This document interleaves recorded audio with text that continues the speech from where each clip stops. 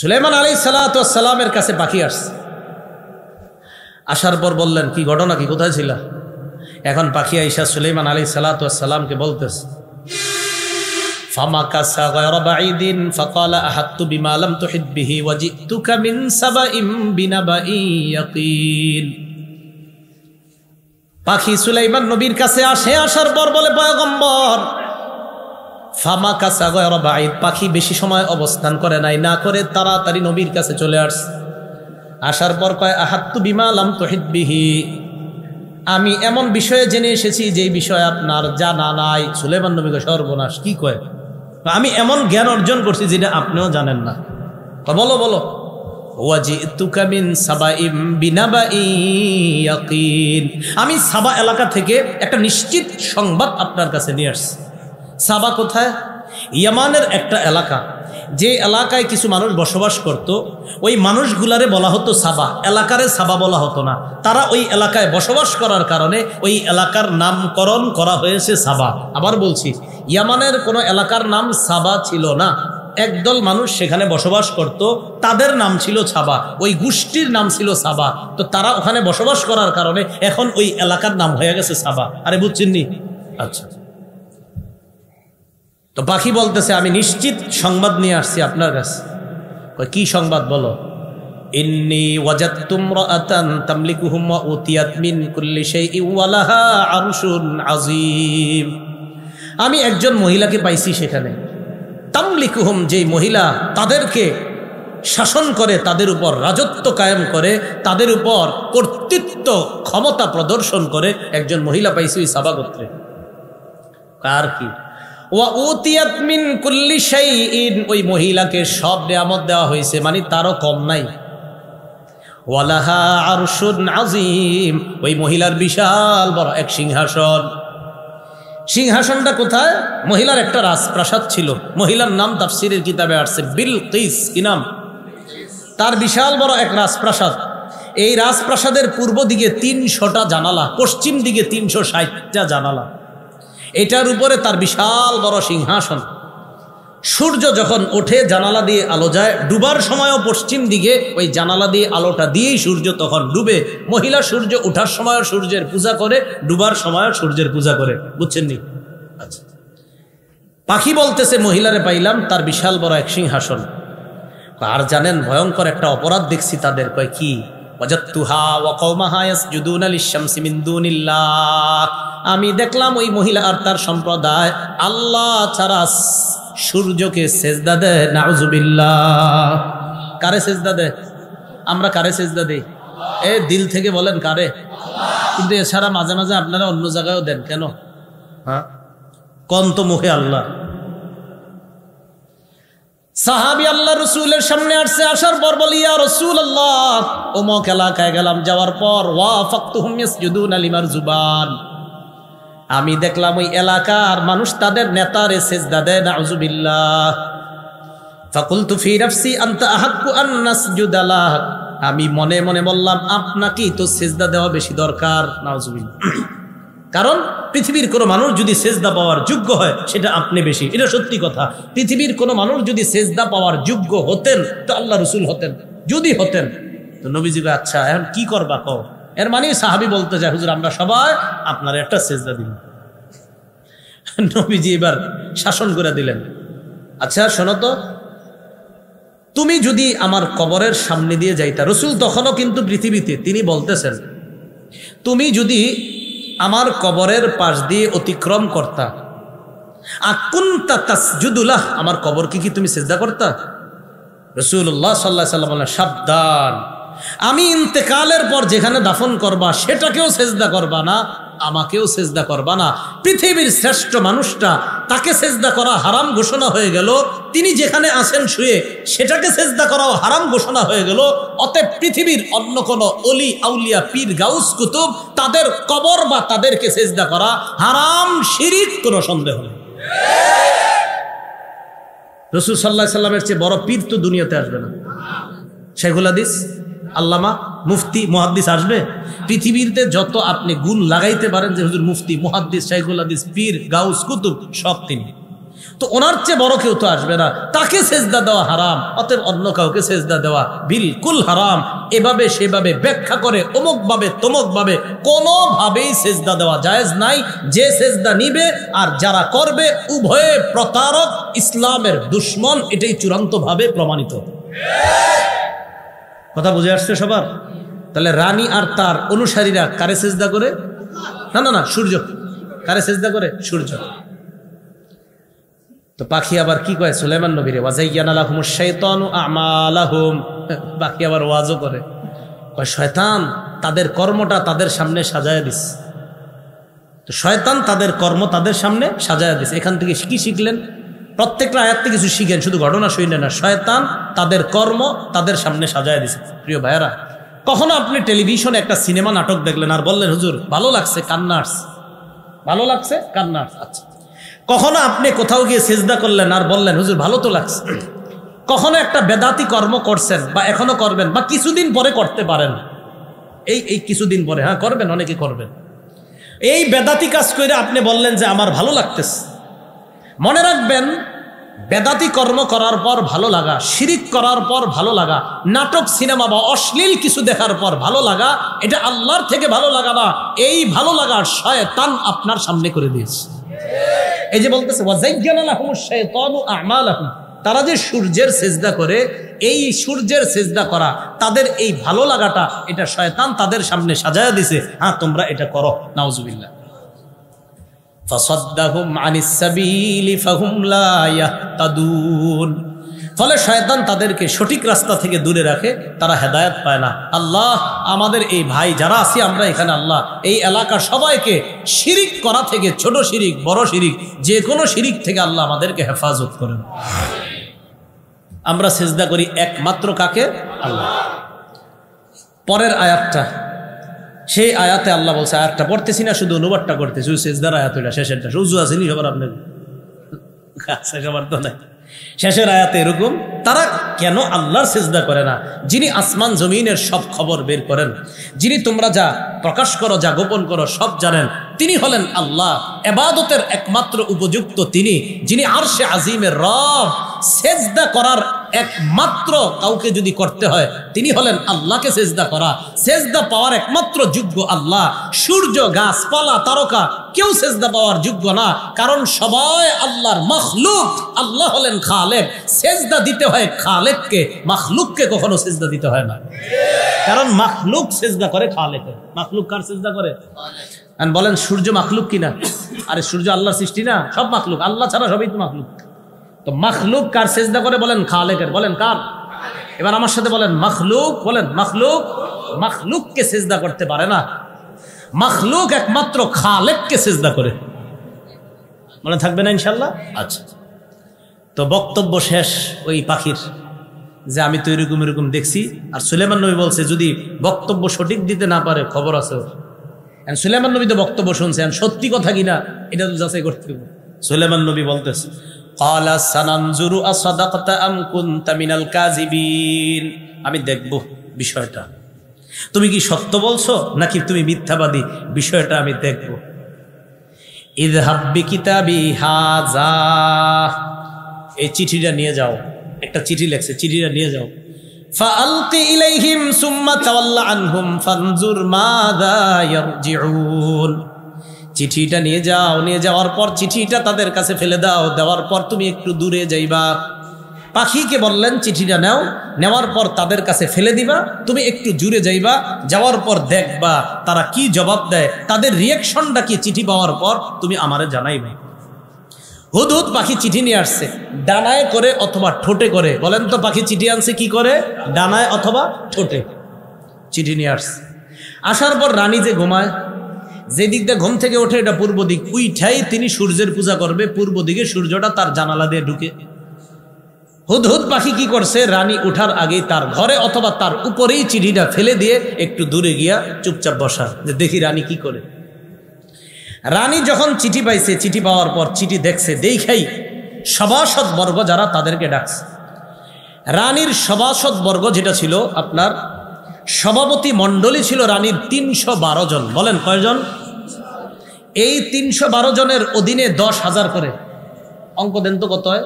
312 জন, প্রত্যেকের অধীনে কত? আচ্ছা থাক, অঙ্ক দেওয়া লাগবে, সবাই হিসাবের অপেক্ষায় থাকবো। থাক, 312 জন আপনার বাসায় গিয়ে হিসাব করে নেন।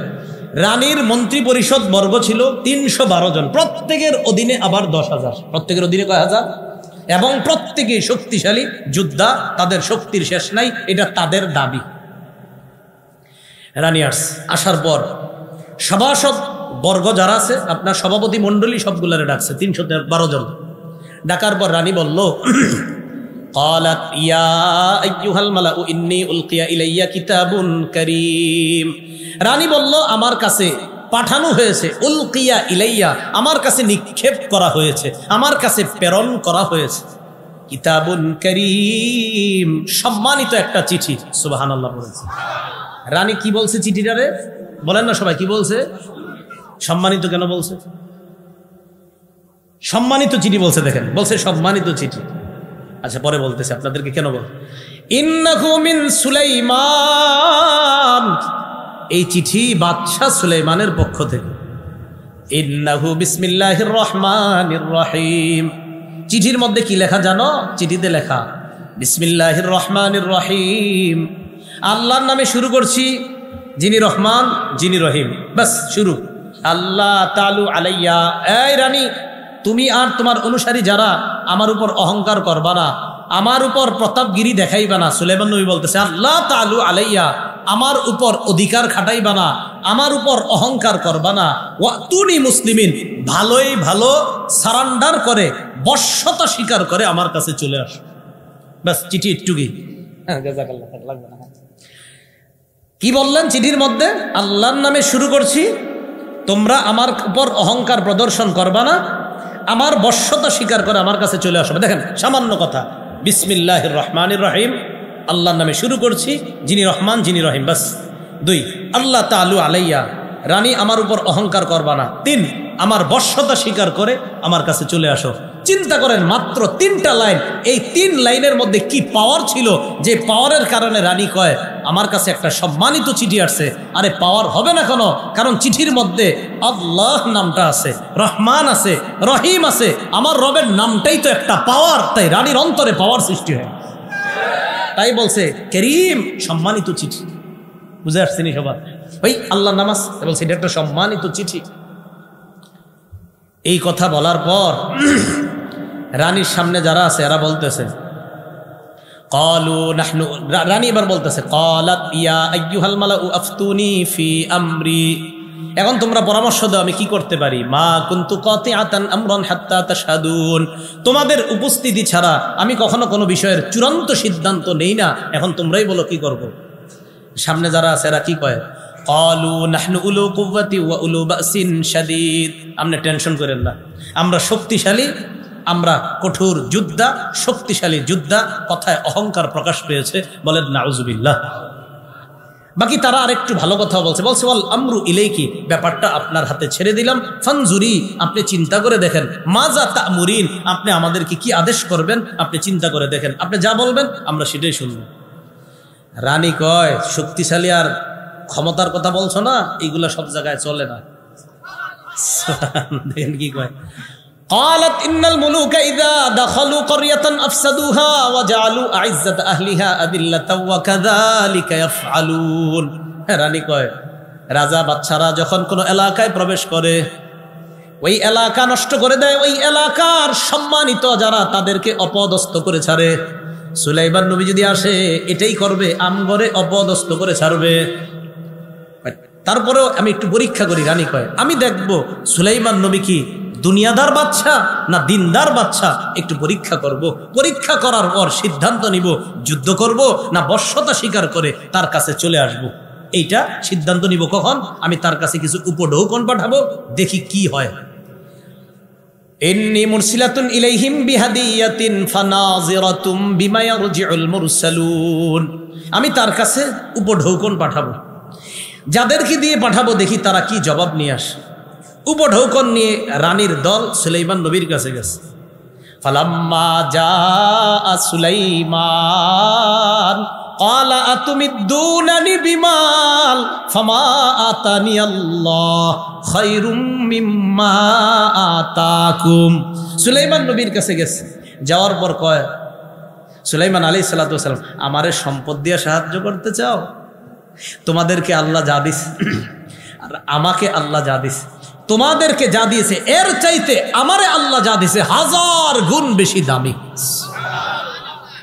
আল্লাহ আমারে পাখির ভাষা বোঝার ক্ষমতা দিছে, এর চেয়ে বড় নিয়ামত আর কি? আল্লাহ আমারে পিঁপড়ার ভাষা বোঝার ক্ষমতা দিছে, এর চেয়ে বড় নিয়ামত কি? পরের বাক্যটা দেখেন কত সুন্দর, বল আনতুম বিহাদিয়াতিকুম তাফরাহুন, বরং তোমরাই তোমাদের উপঢৌকন নিয়ে খুশি থাকো। আমগো বাংলাদেশী অনুযায়ী তোমরা নিয়ে তোমরাই ভালো থাকো। সুলাইমান নবী তোমাদের উপঢৌকন নিয়ে তোমরাই খুশি থাকো। ইরজি ইলাইহিম, যাও রানীর কাছে যাও, ফিরে যাও, তাকে গিয়ে জানাবা ফালানাতিয়ান্নাহুম বিজুনুদিল লা কিবালা লাহুম বিহা, এমন বাহিনী নিয়ে রানীর বিরুদ্ধে আসতেছি আমি যেই বাহিনীর মোকাবেলা করার ক্ষমতা তাদের নাই। ওয়ালা নুখরিজান্নাহুম মিনহা আদিল্লা, তাদেরকে সেখান থেকে অপদস্থ করে বের করে ছাড়বো। অহুম সাগিরুন, লাঞ্ছিত অবস্থায় তারা বের হবে। এই সংবাদ রানীরে জানাই দিচ্ছে। জানাই দেওয়ার পর রানী বুঝতে পারছে যে উপঢৌকন গ্রহণ করে নাই। কয় না, কয় নিশ্চিত উনি দুনিয়াদার বাচ্চা না, উনি দিনদার। সাবধান, ওনার কাছে আর কোনো কথা নাই, এখন যুদ্ধ না, চলো সবাই বশ্যতা স্বীকার করে তার কাছে রওনা করি। এই ঘটনা আবার হুদহুদ পাখি দৌড় দিয়ে কয়ে দিছে, বস আইতেছে। আর সব সুলাইমান নবী আসতেছে নাকি? কয় হ্যাঁ। টেনশন করো না, প্রায় 2 মাসের দূরত্ব, এত দূরে রানী ওখান থেকে আসবে, বিশাল বড় দলবল নিয়ে আসবে। আর তো বললামই তো আপনার, একজনের অধীনে 10,000 করে বিশাল বাহিনী। সুলাইমান আলাইহিস সালাতু ওয়াস সালাম কি করলেন?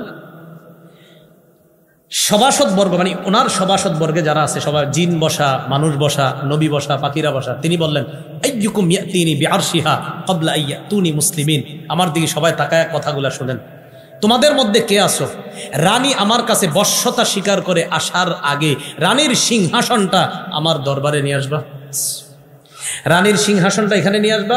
রানী আইসা দেখুক সিংহাসনটা, আর বুঝুক যে আল্লাহ প্রদত্ত কোনো কিছুর ক্ষমতা কি, এটা রানীকে দেখানো দরকার।